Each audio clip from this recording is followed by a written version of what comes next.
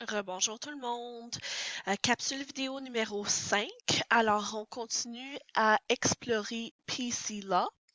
On va reviser la recherche des conflits d'intérêts et la recherche globale. On va voir c'est quoi la différence et puis comment on applique ce principe-là ou cet exercice-là. Alors, j'aimerais commencer avec c'est quoi un conflit d'intérêts. Je suis certaine que c'est quelque chose que vous avez revisé en détail dans votre classe d'éthique, mais juste pour récapituler, c'est quoi un conflit d'intérêts? C'est toute situation ou apparence de situation où ce que le secret professionnel risque d'être brisé ou l'indépendance de l'avocat altérée. Alors, l'avocat ne subirait aucune pression ou aurait aucun autre intérêt, que ça soit personnel ou professionnel, de toutes sortes de la part du client ou de sa part à lui. Alors, on veut s'assurer qu'on n'a pas de conflit d'intérêt dans notre pratique. C'est une obligation du barreau. C'est quelque chose que le barreau regarde pour vérifier si qu'on a un outil afin de créer des conflits d'intérêts ou reviser pour des conflits d'intérêts potentiels. Alors, commençons avec l'outil de conflit d'intérêts. Sur le bureau tel quel, que ça soit dans My Practice, My Client ou My Business, il n'a aucun raccourci pour compléter un conflit d'intérêts. Par contre, sur le ruban, il y a le raccourci Conflict Search pour faire la révision de conflit d'intérêts.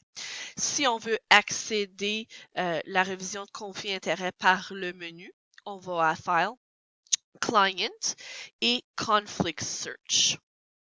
Alors, quand est-ce qu'on va aller sur Conflict Search, on va avoir une fenêtre qui va apparaître avec plein de boîtes qui dit name, name, name, name, name. Alors, on doit inscrire les noms pour qui on veut faire le conflit d'intérêt. Alors, vous pouvez inscrire le nom, prénom, dernier nom, alias et ainsi de suite. Alors, le plus de noms que vous avez, le mieux que c'est. Alors, j'ai inscrit mon nom, Isabelle. J'ai fait deux différentes façons de l'épeler. Et puis maintenant, je vais compléter la recherche de conflit juste en pesant OK. Alors maintenant, j'ai un rapport. Alors, PC Law me laisse savoir où il a des mentions de ce nom-là. Alors, vous allez voir que quand ce que Priscilla a revisé pour Isabelle appelée LLE, il n'y a aucun conflit. Alors, le nom ne ressort pas du tout. Quand on revise Isabelle avec un L, on voit qu'il y a un dossier pour une personne qui s'appelle Isabelle Martin. Alors, c'est à nous de vérifier si que Isabelle Martin et Isabelle Cyr ont un conflit d'intérêt maintenant qu'on sait que le nom ressort. Après ça, il va nous dire où il a pris les données. Alors, il a pris les données dans les contacts. Ici, il a pris les données dans les contacts. On a une autre entrée pour Martin. Alors, il y a eu un champ ou un autre dossier où ce que le nom Martin ressort. Alors, il me donne toutes ces informations-là. Maintenant, les différentes options que j'ai avec le conflit d'intérêts, c'est de le sauvegarder. Alors, je pourrais le sauvegarder en format PDF et puis l'inscrire dans le dossier digital de mon client ou l'insérer dans Dropbox si c'est comme ça que votre firme garde les dossiers. Je peux aussi l'envoyer par courriel à quelqu'un. Disons que, je vois que le nom d'un autre avocat dans notre firme ressort quand je fais un conflit d'intérêts. Je veux vérifier avec cet avocat-là si que on peut continuer à représenter cette personne-là. À ce moment-là, je pourrais prendre le document tel quel et puis l'envoyer par courriel à l'avocat que je veux qui vérifie le conflit. Alors, ça, c'est qu'est-ce qui conclut la recherche de conflits d'intérêts. J'aimerais mentionner que la recherche de conflits d'intérêts est inclusive à tous les données dans PCLaw. Alors ça inclut les clients, les dossiers, les contacts, les fournisseurs, le calendrier, les appels téléphoniques, les notes, la facturation et ainsi de suite. Alors, cet outil-là va aller vérifier en détail s'il a un conflit avec un autre client. Le Global Search est plutôt un outil de recherche qui va vous donner les différentes options de recherche. Le Global Search ne remplace pas le Conflict Search. Le Conflict Search est le Conflict Search. Le Global Search est un outil de recherche général. Alors, comme j'ai mentionné, ça ne compense pas pour la recherche de conflits parce qu'il ne va pas vérifier tous les dossiers ou les fichiers dans PCLaw.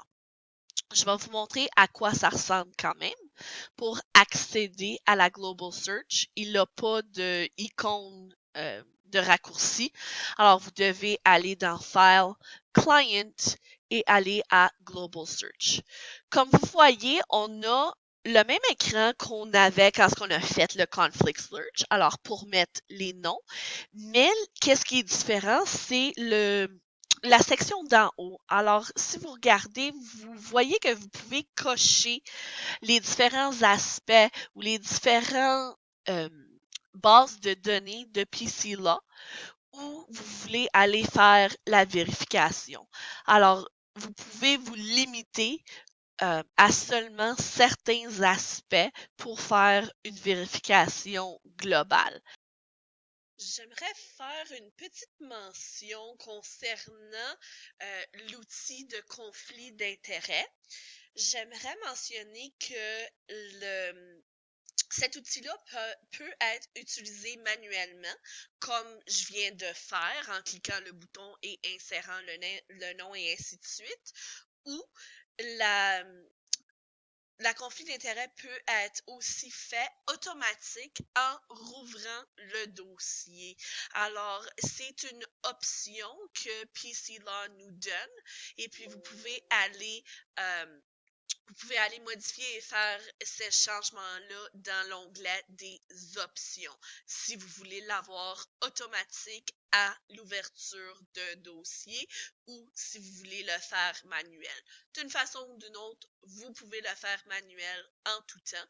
Alors, si vous avez un appel qui rentre au bureau, vous voulez faire une vérification de conflit d'intérêt et puis vous n'avez pas ouvert un dossier encore, vous pouvez la compléter juste en utilisant l'outil de conflit d'intérêt.